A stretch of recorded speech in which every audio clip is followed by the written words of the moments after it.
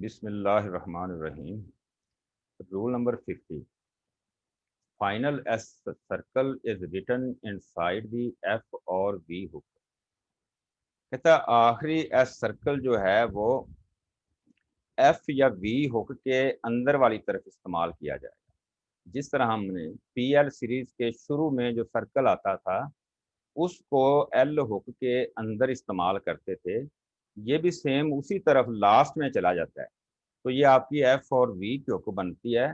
तो कहता है कि अगर एफ और वी के बाद एस आ जाता है या जी आ जाता है तो हम उस के लिए जो सर्कल इस्तेमाल करना है वो inside the curve, inside the hook करना है, यानी हुक के अंदर इस्तेमाल करेंगे। अब किस तरह स्ट्रोक बनेगी? P R series through the line लिखा हुआ है, इसका मतलब साथ कोई थर्ड प्लेस वावल मौजूद है। वो कौन सा है? लॉन्ग ऊ वावल। तो बन गया पी आर ऊ प्रू। आगे अब दो किस्म की आवाज हम इस हुक से ले सकते हैं, एफ की भी ले सकते हैं, वी की भी ले सकते हैं। अगर हम एफ की लेते हैं तो ये बन जाता है प्रूफ।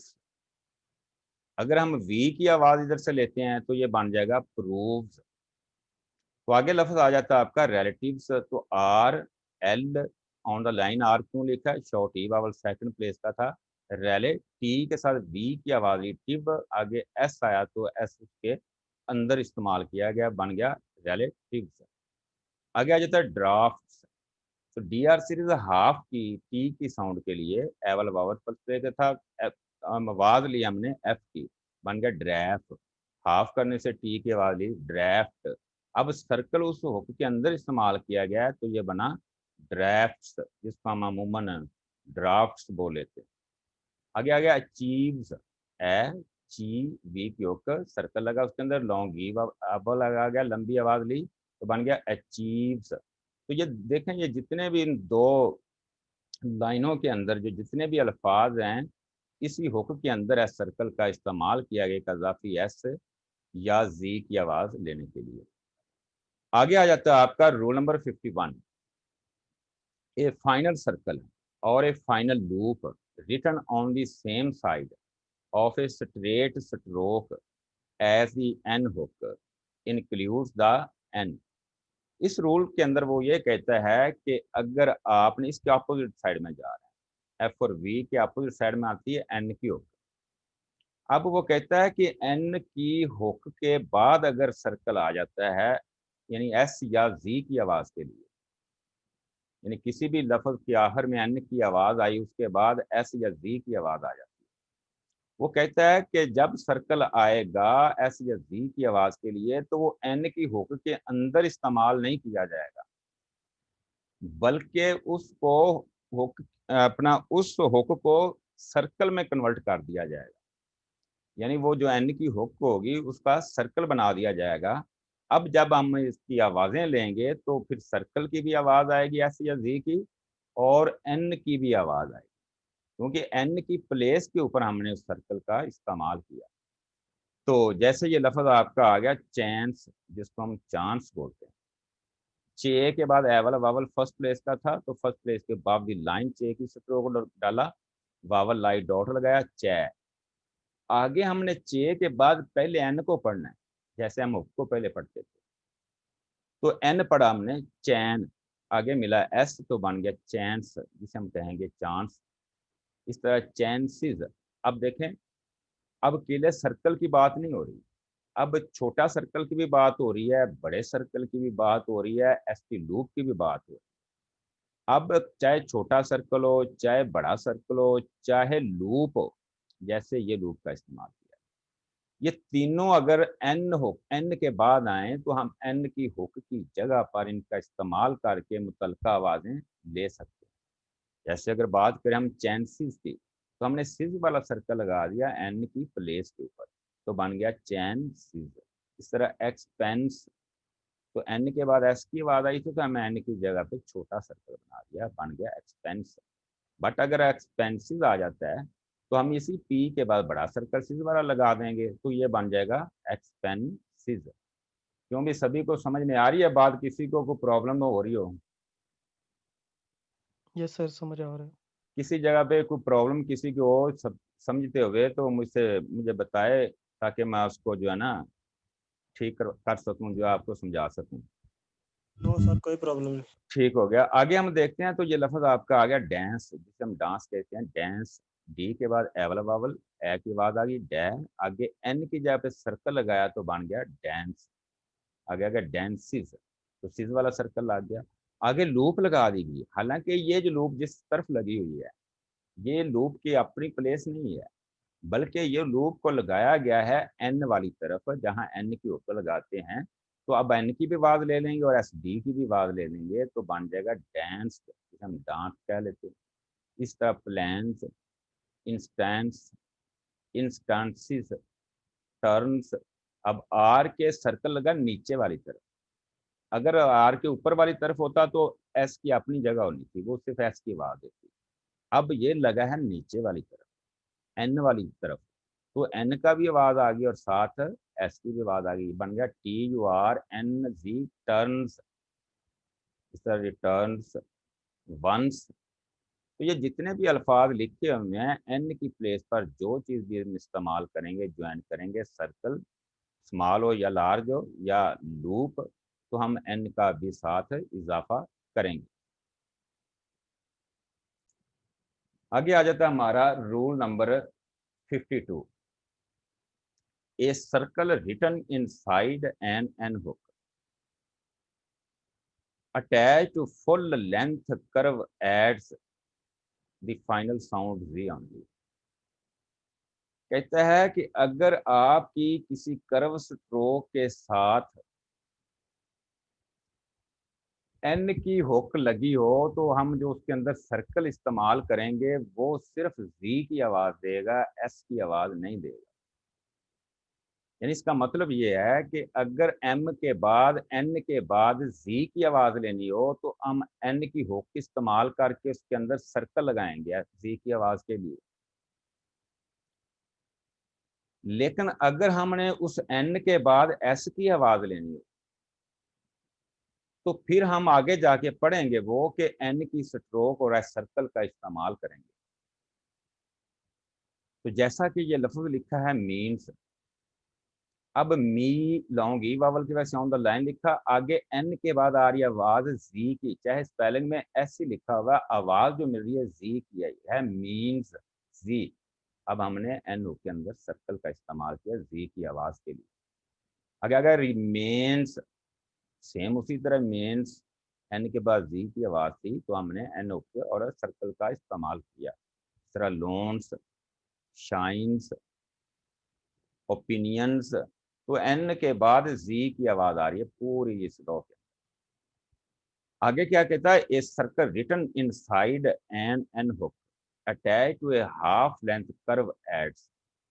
इसके अंदर यह कहता है कि अगर हम इस सर्कल को इस्तेमाल हाफ लेंथ स्ट्रोक के अंदर इस्तेमाल करते हैं, तो कहता है कि उसकी आवाज जो है वो आपकी एस और जी दोनों में से आ जाएगी। जैसे अगर बात करते हैं इवेंट्स, अब एन होक है, उसके सर्कल लगाया है, तो आवाज हम एस की ले रहे हैं, क्योंकि ये हाफ स्ट्रोक है। अगर पूरी होती तो फिर हमने सिर्फ जी की आवाज लेनी थी, एस की नहीं ले सकते। इधर बात करते हैं डिमांड्स, तो आप देखें ये भी हाफ लेंथ स्ट्रोक है, इसके अंदर होक और सर्कल लगाया है, तो ये आवाज दे रही है जी की। तो यानी अगर हाफ लेंथ स्ट्रोक के अंदर हुक लगी यानी कि उसके साथ अंदर सर्कल लगाएंगे, तो फिर जी की भी आवाज दे सकता है और एस की भी आवाज दे सकता है। आगे लेसन नंबर आपका 53 के ऊपर है। Rule number 53, after a curved stroke the light sound NS is represented by stroke N and the final S circle. वो इसी तरह सेम कह रहा है, अगर कहता है उस एन के बाद अगर एस की आवाज एन टाइप में आवाज आती है, एन के बाद एस की आवाज आती है, तो फिर कहता है वो एन भी पूरा यूज करेंगे, साथ सर्कल लगा के एन की आवाज लेंगे।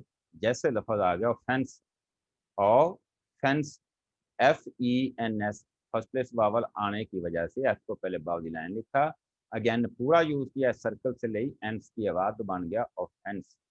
तरह अनाउंस, एंस की आवाज आई, एन के बाद एस। तरह अलाउंस, रोमांस, जो रोमांस कहते हैं, हम रोमांस कह लेते हैं। ऑफेंसिस, फेंस्ड, अगर एन के बाद एस डी की आवाज आती तो लूप लगा लेंगे, जैसे आ गया फेंस्ड, एन के बाद एस डी की आवाज ले ली, अनाउंस्ड एस डी के एन के बाद आवाज आई तो एन के साथ एस डी लूप का इस्तेमाल किया। अनाउंसिस सिस का सब इस्तेमाल कर लिया एन के साथ, अगर एन के बाद सिस की आवाज है। अनाउंसिंग, अलाउ, अलाउंसिस वगैरह वगैरह। आगे आ जाता है रूल नंबर 54। क्योंकि इससे पहले किसी को प्रॉब्लम, कोई मसला मसाइल हो तो मुझे बता दीजिएगा ताकि मैं उसको जो है ना री एक्सप्लेन कर सकूं। नो सर, ठीक था। ठीक, ओके। नेक्स्ट 54 के ऊपर, when a vowel follows F V और एन, यानी आप दो किस्म की हुक्की यूज करते हैं, एफ और वी की एक हुक्का है आपकी, एक एन की हुक्का है। कहता है कि जब इनके बाद वावल आ जाता है, कोई भी वावल आ जाए एफ हुक के बाद या वी के बाद, हुक तो नहीं कहेंगे, एफ या एफ वी या एन के बाद, तो फिर कहता है कि हम जो है हुक नहीं यूज करेंगे, क्योंकि जो वावल मुतलका आया है, जो उस एफ वी के बाद आया है या एन के बाद आया है, उसने किसी ना किसी प्लेस के ऊपर लगना है। तो अगर हम हुक लगा देंगे तो हुक की तो कोई प्लेस नहीं होती कि जहां उस मुतलका वावल को इंडिकेट किया जा सके, इसलिए वहां पर उन स्ट्रोक्स का होना जरूरी है ताकि वो जो आने वाला वावल है उसको उस प्लेस के ऊपर इस्तेमाल किया जा सके। जैसा कि आगे क्या लिखा, और N at the end of a word it is necessary to write the stroke in order to be able to indicate the following vowel. तो वही मैंने आपको पहले एक्सप्लेन कर दिया है कि उस मुतलका वावल को उस प्लेस पर लगाने के लिए हमें स्ट्रोक्स की जरूरत होगी। जैसा कि लफ्ज लिखा कॉफी, के बाद एफ की आवाज तो आई, लेकिन एफ के बाद लॉन्ग वावल, वाई वाला वावल भी आया है, लेकिन इधर डबल ही लिखा है ना, लेकिन वावल की जो आवाज आ रही है वो वाई की आ रही है। तो कॉफी, अब इस वाले वाई वाला वावल जो थर्ड प्लेस का था, इसने आप स्ट्रोक एफ की हमारे पास आ गई, हमें पता है ये फर्स्ट प्लेस है, ये सेकंड है, यहाँ थर्ड पे हमने लगा दिया। अगर हुक लगाते तो हुक की किस प्लेस पे लगाते, वो नहीं लगाया जा सकेगा। इसीलिए उसने कानून बना दिया है कि अगर इनके बाद एफ वी या इनके बाद वावल आ जाए, पूरी स्ट्रोक का इस्तेमाल करेंगे, ना कि हम हुक का इस्तेमाल करें। आगे काफ है, फाइनली आवाज एफ की आई, एफ के बाद कोई वावल नहीं है, लिहाजा यहाँ पर एफ की हुक का इस्तेमाल किया गया, कॉफ। इस तरह काउंटी, काउंटी, अब टी के बाद वाई वाला वावल आ गया। अब क्या करेंगे, हम हुक नहीं यूज करेंगे के हाफ करके यानी कि हुक लगा देंगे, काउंट तो बना लेंगे, लेकिन इस वावल वाई वाले वावल की वजह से अब वो ना तो हम हाफ करेंगे ना हुक लगाएंगे, बल्कि एन पूरा यूज करेंगे, टी भी पूरा इस्तेमाल करेंगे ताकि टी की उस प्लेस के ऊपर वावल लग सके। इस तरह काउंट है तो सेम आ गया काउंट, के हाफ की एन की हुक लगा दी, क्योंकि इसके बाद कोई वावल नहीं था टी के बाद, लिहाजा यहाँ पर हम के हाफ करके एन की हुक लगा दी। इस तरह पैनी, वावल आ गया एन के बाद वाई वाला, तो लिहाजा इधर हमने क्या किया कि एन की पूरी स्ट्रोक इस्तेमाल की, पेनी, जबकि बात पेन की करें तो पी के बाद छोटी वावल सेकंड पर लिखने के बाद एन की हुक लगाई, क्यों, एन के बाद कोई वावल नहीं है।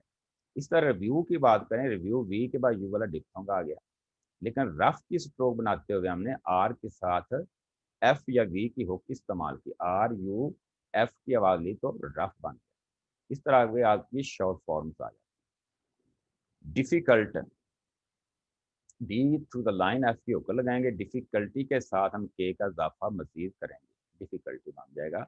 आगे है balance, B L series N वाली तरफ सर्कल लगा, above the line balance and balanced loop लगा देंगे तो बैलेंस्ड बन जाएगा। इस तरह रिस्पॉन्सिबल और रिस्पॉन्सिबिलिटी दोनों के लिए इस फॉर्म को यूज किया जाएगा।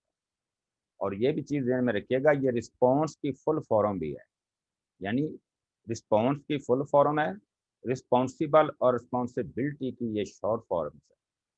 आगे आ जाता है आपका ग्रेट, ऑन द लाइन लिखेंगे ग्रेट के आर सीरीज को।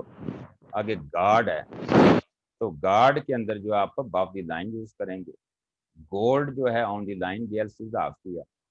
आगे फ्रेजिंग की गई है एट वंस की, तो एट के साथ टी है, ये आपको गहरा नजर आ रहा होगा, ये टी है, ये टी के एन वाली तरफ सर्कल लगा दिया तो ये एट वंस की शॉर्ट फॉर्म है। और याद रखिए शॉर्ट फॉर्म की शिनाख्त कैसे होती है। नंबर वन के एक तो उसके ऊपर साथ वावल नहीं होती, यानी शॉर्ट फॉर्म का कोई वावल नहीं होता, क्योंकि वावल लगाए जाते हैं पूरी स्ट्रोक के साथ, ना इसकी पूरी स्ट्रोक्स होती हैं ना इनके साथ वावल लगाए, ये शॉर्ट स्ट्रोक होती है जिनसे जाहिर किया जाता है कि ये फलां लफ्ज है। जैसे अगर बात हम करते हैं बैलेंस की, चलो ये ठीक हो गया। अब बात हम कर लेते हैं रिस्पॉन्सिबिलिटी की, तो आगे कहाँ बी है, कहाँ एल है, कहाँ टी है, तो ये शॉर्ट स्ट्रोक होती है। और वावल भी इनके साथ देख लें, किसी के साथ भी नहीं लगा होगा।